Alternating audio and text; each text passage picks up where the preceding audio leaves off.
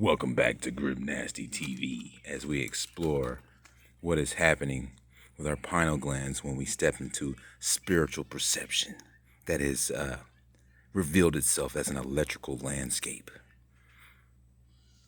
All right, so let's talk about it.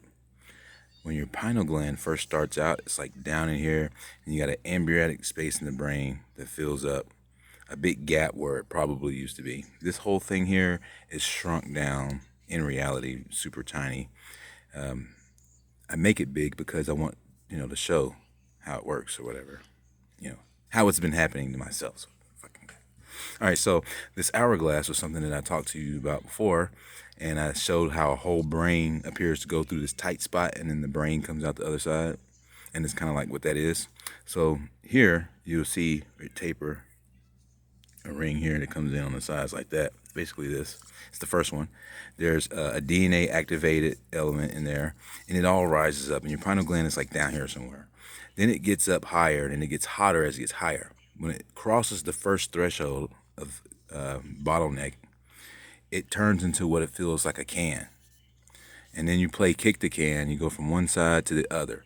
Once it gets up past the ears and the eyes, it turns into what feels like a Folgers coffee can. It gets wider. So they say the best part of waking up is Folgers. I'm just telling you, man, it's fucking, you could Google that as an old commercial back in the day. So the best part of waking up is Folgers in your cup. You know what I mean? So once it gets to a certain point, you start to breathe, and it expands it out like a bag. And then when it settles itself, it turns into a hard shape like that. But at first, it starts off like a big bag that swells and swells, and then these cracks happen, and the cracks happen down here, happen everywhere, happen across your face. When they tear, you can feel like the whole thing was full of like what appeared to be fiberglass or something, and it rips, and then this area gets really sore. So your throat splits its trigger, it rips apart just like that, nasty and crystally and gross, and it leaves your throat sore for about a few days, like strep throat or something happened, but then it goes away.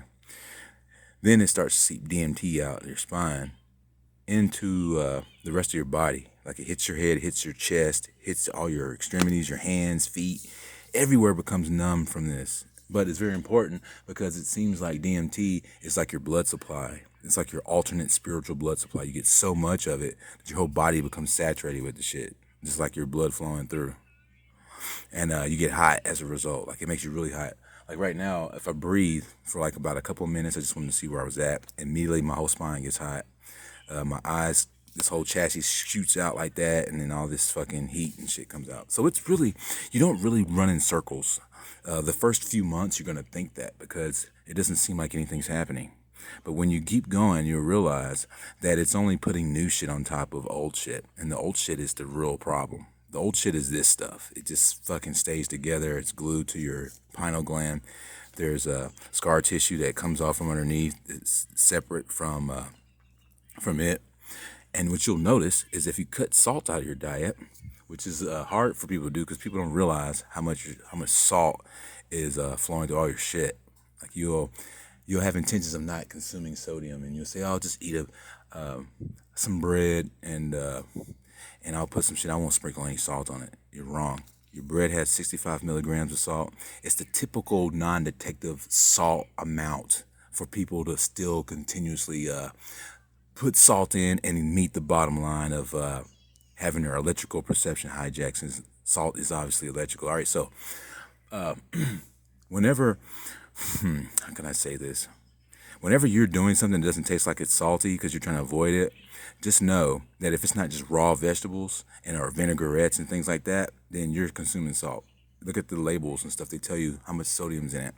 And at the end of the day, if you're trying to avoid about 10 grams of salt, that's what you're going to end up consuming at the end of the day, avoiding salt. Isn't that something? And you're still meeting the bottom line because all it takes is a little bit to hit the water solubility of your body, and it becomes concentrated, and there's salt every goddamn where. And all it took is just a little salt, like a grain of it. Like people say it's not worth a grain of salt, but damn, it gives it a whole new meaning when all you needed was just a little bit of the shit. Pretty interesting. But yeah, so this Folger can is pretty much where I'm at. And And I'm pushing up through this, and that's why I know that this is here. And it seems like this is the final level. It seems like it, because it gets into another bottleneck, and your shit's wide as shit. So then you've got to push it up through this bottleneck. And it's like, oh my God. Like, but at that point, you're like straining so hard that veins are popping outside your head, and you're just pushing and pushing and pushing. And the new stuff is going to come right back. But once you get to this point, you're going to realize that new shit is not a big deal. It's just strength training, because you're just going to push it out, and it's going to come off like Superman busting out of a block of ice. It's gone. All right. So all this stuff gets up to here, starts out down here, and it rises all the way up. Rises all the way up, and it comes to another bottleneck.